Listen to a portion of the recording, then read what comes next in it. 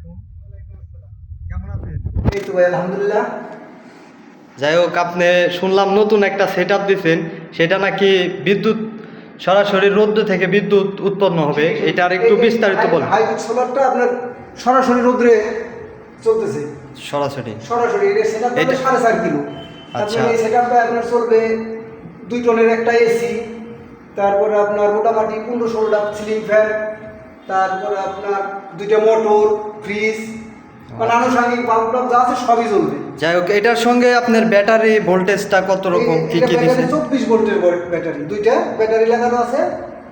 আপনার এই হাইব্রিড কন্ট্রোলারটা আছে 4.5 কিলো।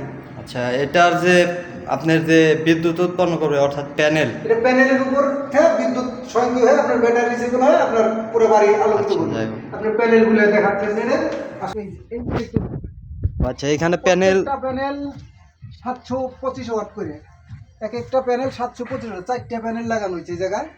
4টা থেকে কত ওয়াট বিদ্যুৎ উৎপন্ন হবে? 4টাতে